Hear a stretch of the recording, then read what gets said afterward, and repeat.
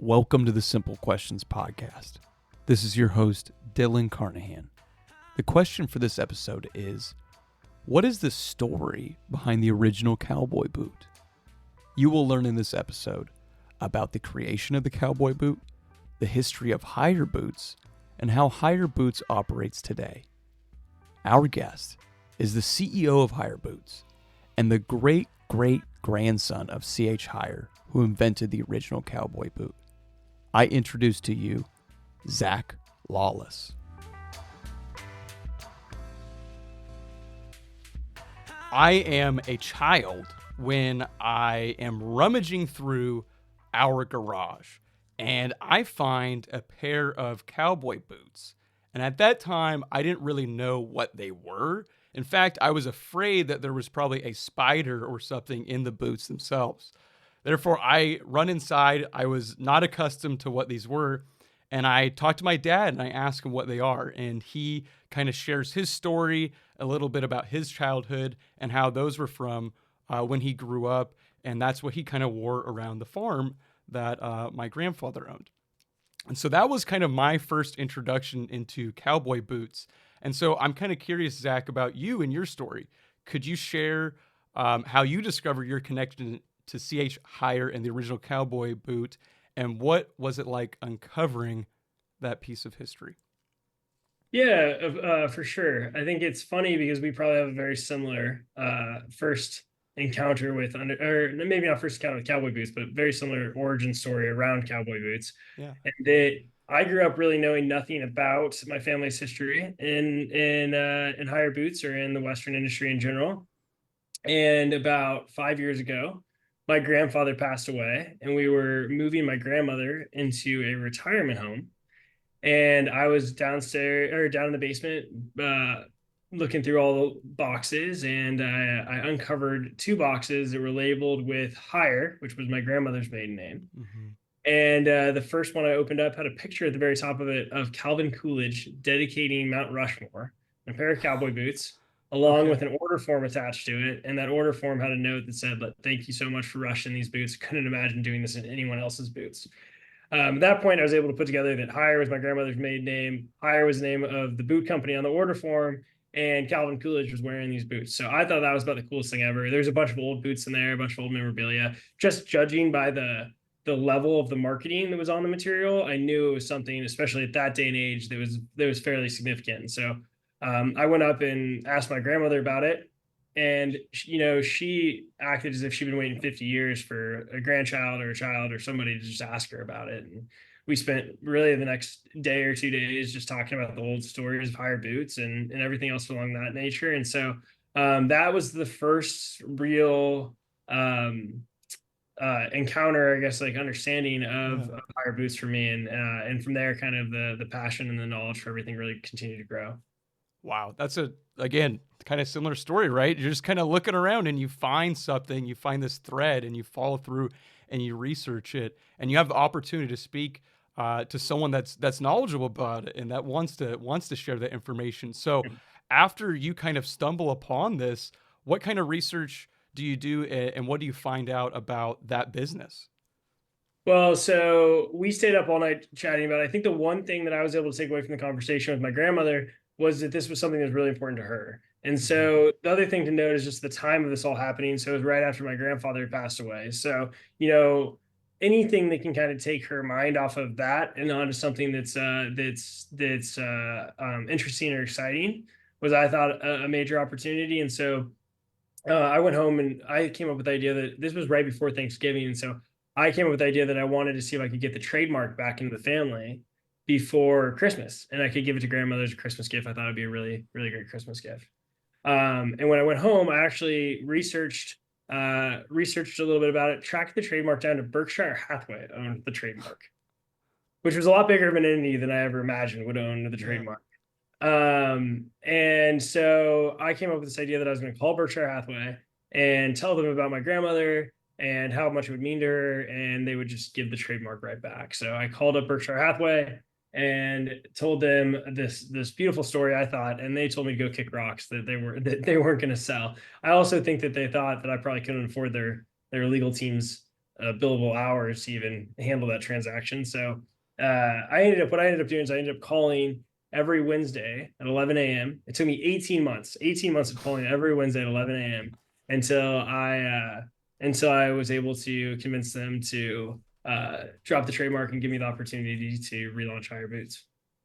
Wow. That not getting done before Thanksgiving. No, that was a very naive, very naive thought process. But I look back at it laughingly, like because my fiance at the time, my wife now, we joke about how this was everything we've done was supposed to be like a day long, like a week long process, and we're sitting here 4 years later, so Wow. it's been a long process. Yeah, well, that I mean, clearly it worked, and we'll get to the present tense now. Let's move into kind of the history of Hyer Boots. Can you talk a little bit about your connection to CH Hyer and his invention of the cowboy boot? Yeah, for sure. So I think, as you mentioned, the thing that Hyer Boots or CH Hyer is most infamous or famous for is the invention of the cowboy boot. So if you type in Google, who invented the cowboy boot, Hyer Boots will pop up. An angry-looking German guy will pop up as well too. That angry-looking German guy is CH Hyer, who happens to be my great-great-grandfather. And CH Hyer, the history of Hyer Boots coincides a lot with the history of cowboy culture here in the United States. So back in the day, after the Civil War, the railroad extended into Kansas City, and then dead ended in Kansas City for a few decades while Denver and Fort Worth started building from their locations into Kansas City. So people started building into Kansas City, and that left the railroad dead ended in Kansas City for a long period of time. What people, the kind of interesting fact, I'll give you a little bit of the history. Tell me if you want me to stop going so in depth with it. But back in the day, the price per head of cattle in Texas was $4. In the Northeast, it was $44. So there was a real incentive to be able to move your cattle into the Northeast and get a better payday. So what ended up happening is when the railroad ended in Kansas City, all of the cowboys from across the United States, Texas, Oklahoma are the famous ones, but you had them coming from Colorado, every which way of the United States, would drive their cattle into Kansas City, into the stockyards in Kansas City, so they could get a better payday for their stock, and that was known as the long haul cattle days, or kind of like the golden day of cowboying back in the day. Okay.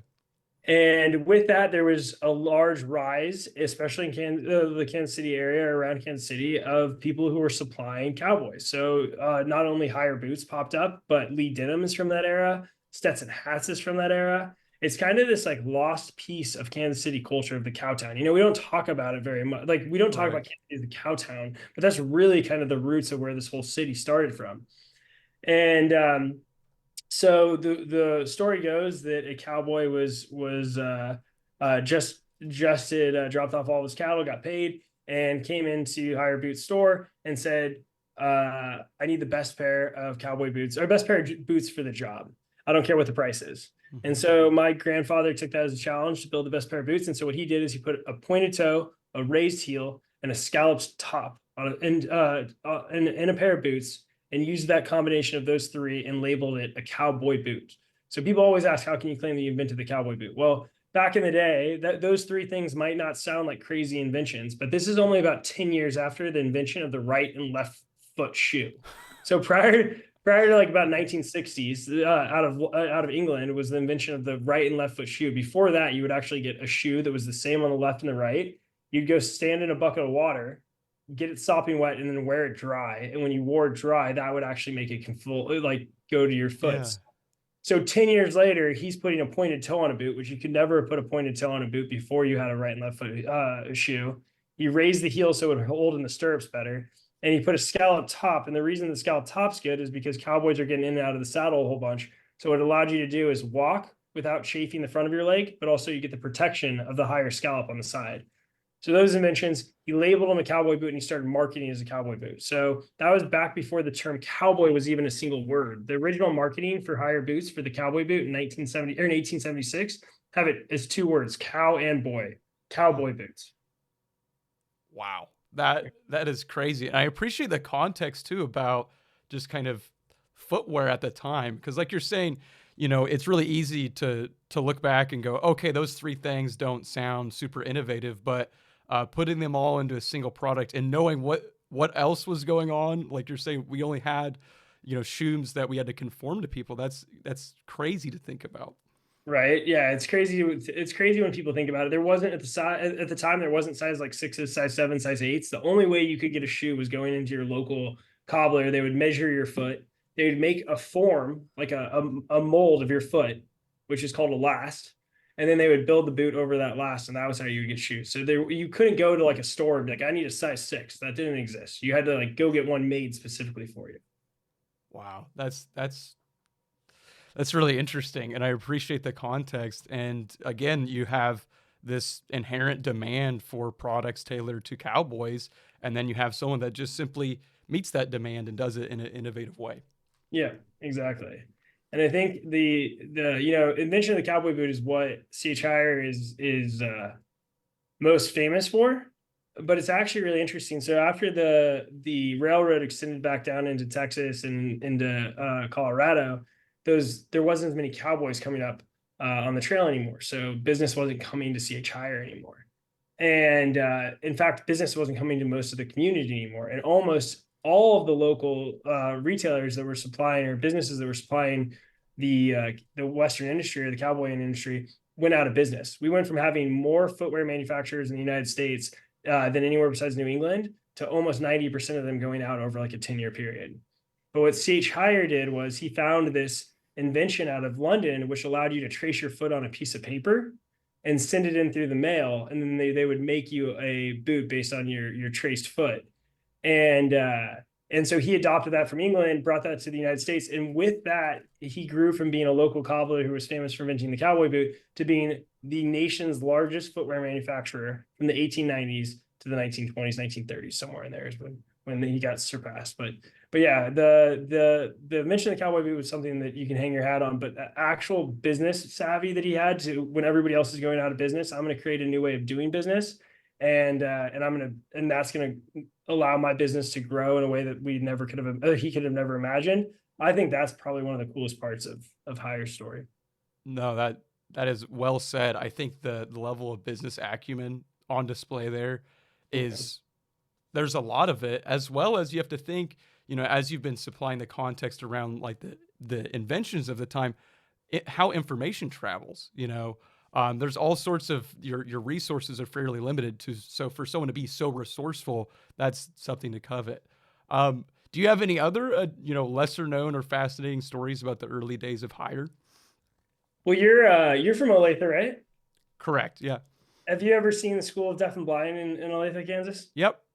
So actually, CH Hyer came over working on the railroad. This is the one that, like, there's so many things going on in the story of Hyer Boots that this gets lost. But like, you could create a brand just on this backstory, which is that CH Hyer came over on the railroad, left the railroad because he didn't like, or because he didn't like the living conditions, and took a school. He was he was the son of a fifth generation shoemaker out of Germany, and so he knew everything about boot making. Stopped in town, took a job at the School of Deaf and Blind for teaching shoe and last making. And what people don't realize is back in the day, it used to be called the School of the Deaf, Blind, and Dumb. And if you had a child that had any of those ailments, you could actually, from anywhere around the region of Kansas, you could actually send them to that school. They'd become a warden of the state, and you could which is just a crazy thought to think about, right? Yeah. Like, you just send your child who has an ailment to this school and then never have to think about it again. Like, it's kind of sad. But anyways, CH Hyer actually opened up Hyer Boots as a way for the students who were living in mostly like impoverished conditions to earn a little bit of extra income from the traits that he was teaching them. And so the store was originally started as a way for the students of the School of Deaf and Blind to earn a little bit of extra income. It grew into being this massive company. And the coolest part I think about it is that even until my family lost the boot company in 1971, 30% of our workforce still came from that school. What a story. What Right? a story. Wow. That's very unique and something I didn't know about the School of the Deaf. I didn't know much about their history. So to hear that that's intertwined with them is fascinating.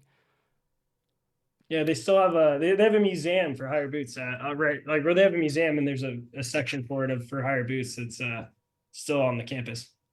That is for sure lesser known, I would say. Yeah. I Yeah. think that qualifies, Zach. Yeah. Okay, so let's transition to the present. So you talked a little bit. Berkshire Hathaway, a giant, has this. How do you reclaim and revive the Hyer brand? You're obviously doing a little bit of telemarketing on Wednesday Yeah. mornings, and it pays off. And so, can you go in depth for after you've done that? It's one thing to have the brand; it's another thing to form a business and to create products. Yeah, well, I mean, I think that as I was saying earlier, the original idea of it was just to get it back as a gift for my grandmother. But when you start calling every Wednesday for 18 months, at one point I didn't really even know why I was doing it. It just felt like something that I was doing for the heck of it. But you know, that passion for restoring a part of my family's history really grew to restoring a part of Western history, and to restoring this to build a brand that I believe the Western community and consumer can be proud of. And so that kind of was after 18 months, that kind of was the driving factor was, hey, there might be an opportunity to do something here. Like, let's keep calling, let's not give up on it.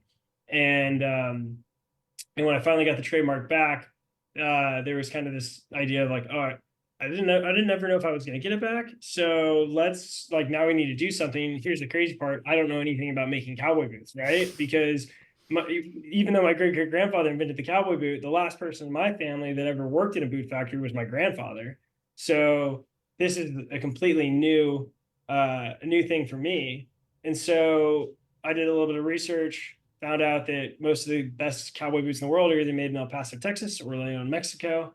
I took a flight down to El Paso. I couldn't find any. This is the middle of COVID, so I get this back in the middle, right in the middle of COVID, and in like November of 2020. And I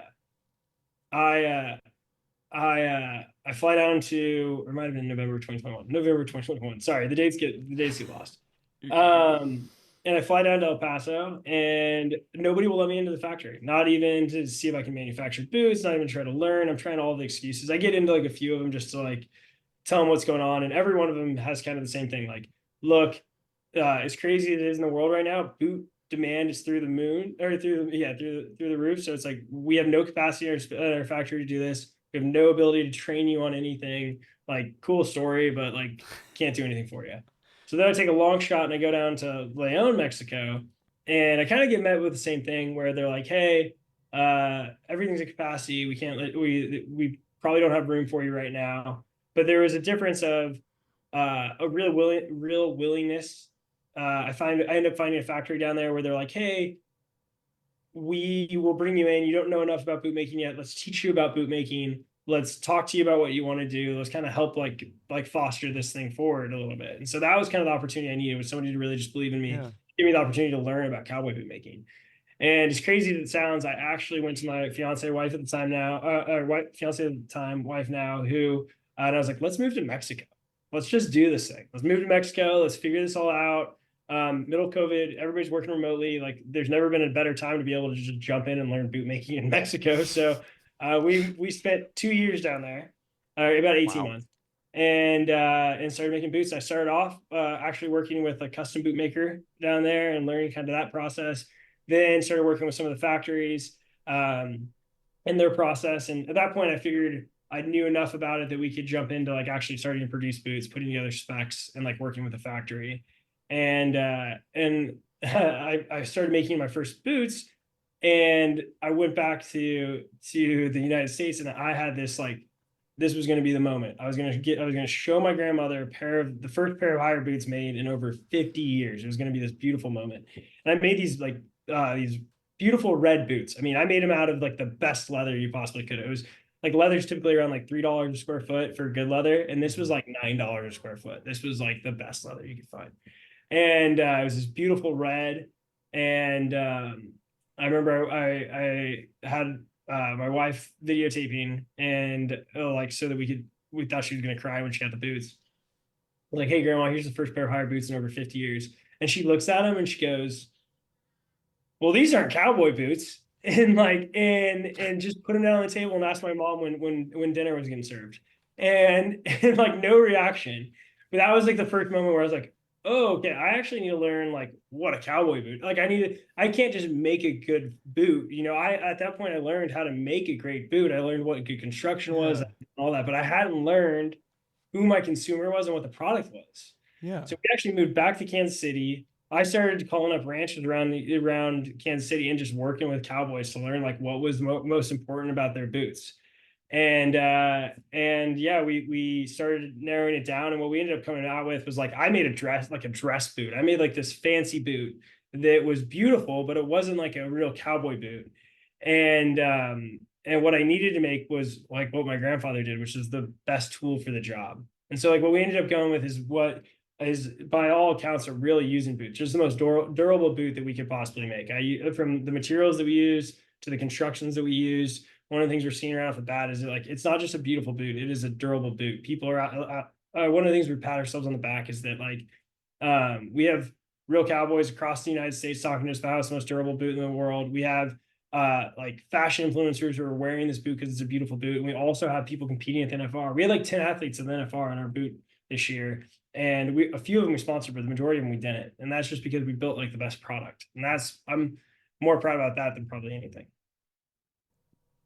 First off, what a commitment and like the tenacity to go, okay, we're going to move to Mexico, Yeah. and to kind of hear the progression of you yourself, like you obtain all this knowledge that you needed to Yeah. begin this journey.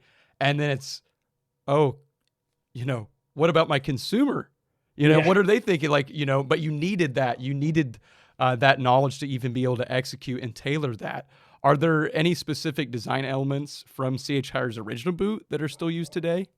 Yeah, I like to say that where we're trying to position Hyer Boots is old meets new.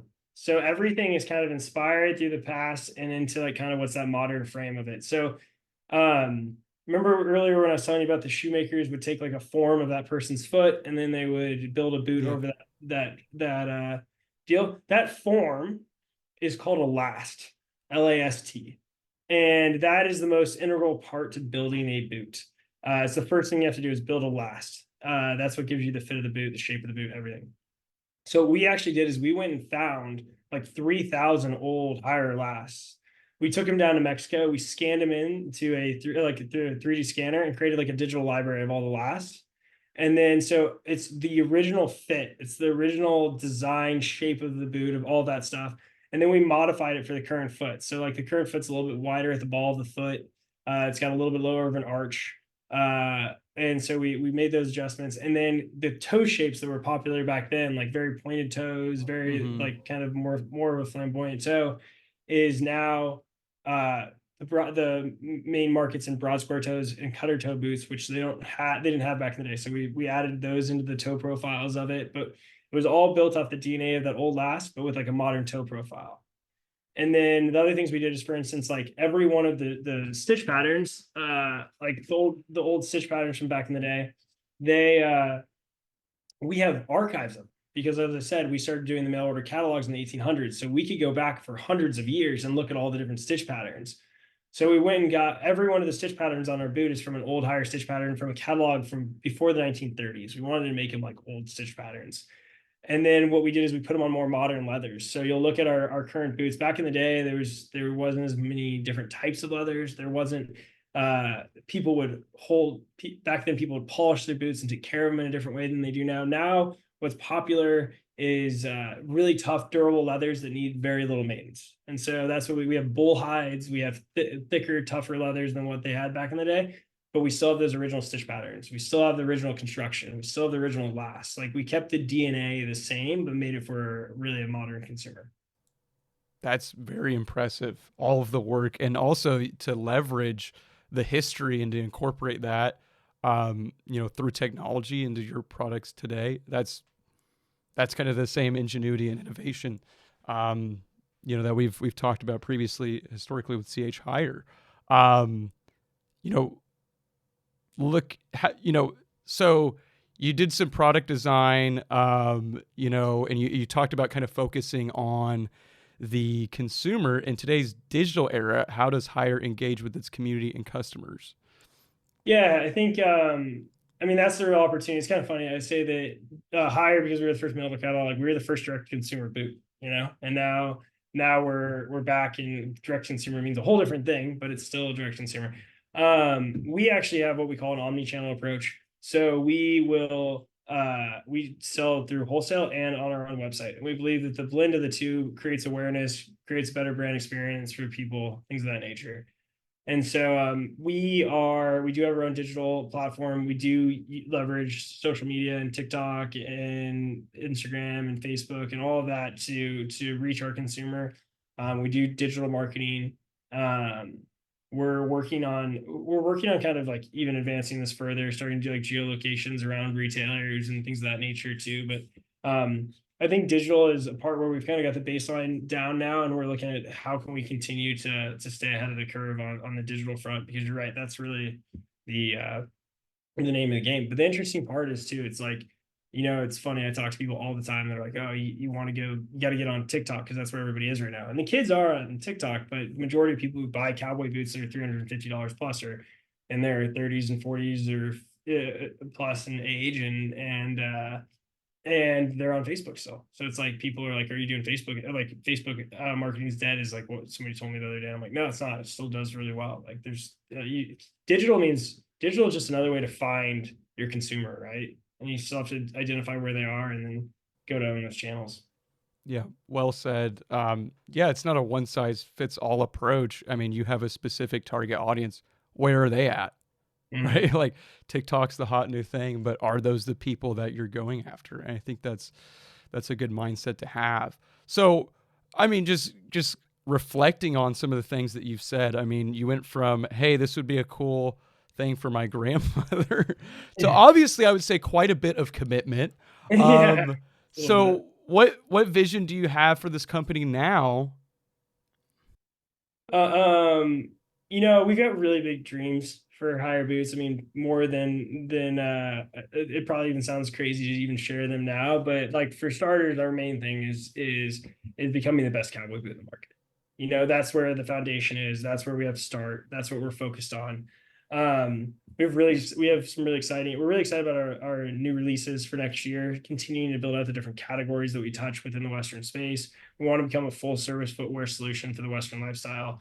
And we're kind of building in different categories as we go along. Each one takes a different supply chain, different distribution model. So we're working on kind of bringing those all together. And one of the things that like is probably more relevant on this podcast and everything else is I really dream that we can build something here that Kansas Cityans are proud of. I think that right now we got a great football team. We got we got great athletics in general, and the town really gets behind it. But one of the things we're lacking is a brand. I remember growing up, there was a brand called Baldwin. I don't know if you remember that, but there's that was a national brand out of Kansas City that everyone seemed to ride for. If you were Mm-hmm. getting on a plane, you used to see that hat everywhere. And I think there's an opportunity to really build a brand around Kansas City and around Kansas in general that we can all rally around. And even that kind of goes for just like the flyover states in general. I feel like all Yeah. the time it's either the coast or Texas where everything starts out of. And I feel like as Midwesterners, we really like we get behind our sports teams, we get behind everyone who represents us. And so I think there's an opportunity to be the brand that represents all of the flyover states and Kansas in specific. Yeah, that's an ambitious goal, and I totally agree. I think the Midwestern states kind of second fiddle to what's going on the coast, and I think as you even mentioned with athletics, go look at California. They have like the state of California has 13 different professional teams in basketball, football, and baseball. Yeah. That's a lot. you Yeah. know, um, are there any, you mentioned a couple projects. Are there any kind of recent developments or things that you'd like to share? I mean, no, I think we just released or we will be releasing our new line. So we have, like I said, our core use and boot line, and then we have what we're calling kind of our heritage line that we released as a smaller release, but it's some remakes of some of the historic boots and things of that nature that just tell stories, like remakes of my grandmother's old boot and things of that nature. But that was a smaller release for us. We released some additional styles of our core line as well too, or what we call our horseman line.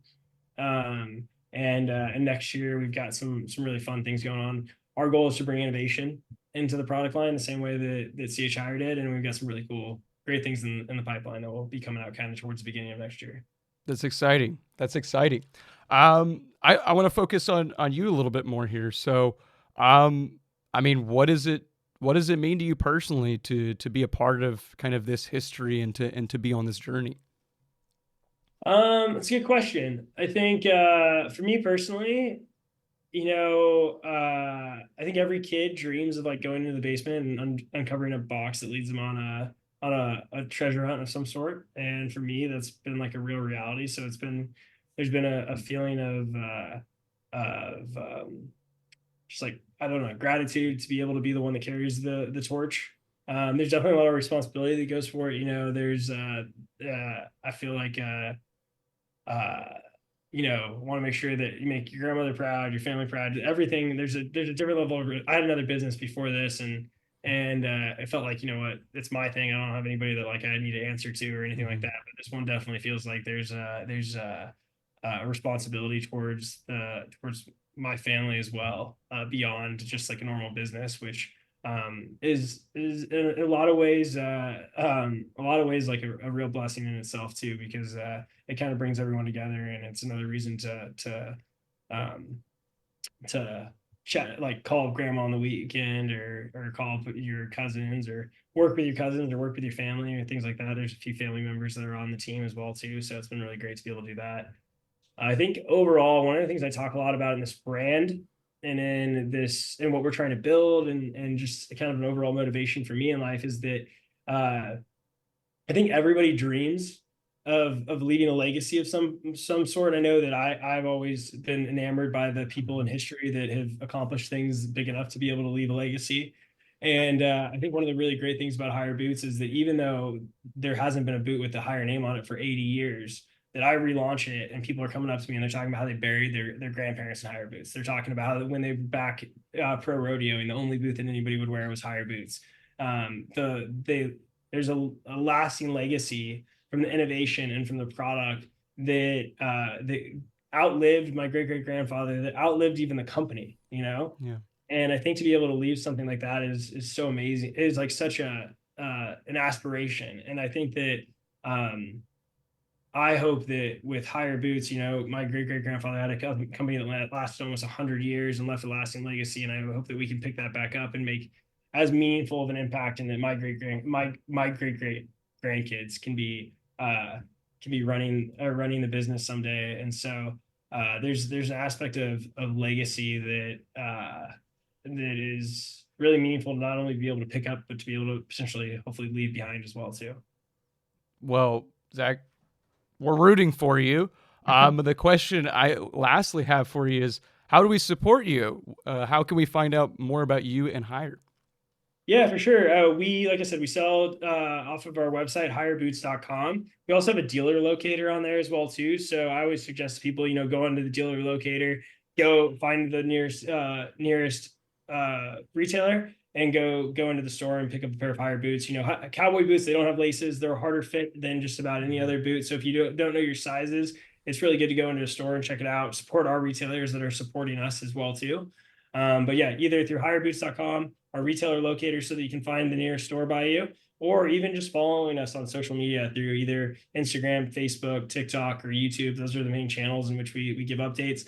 And sign up for a mailing list. We do a lot of stuff on our mailing list. That is, if you're just trying to follow along and see what's going on, and get a good look at the products and everything, our mailing list is kind of the best way to stay in touch. And there's a pop-up on our website when you go there that will allow you to sign up.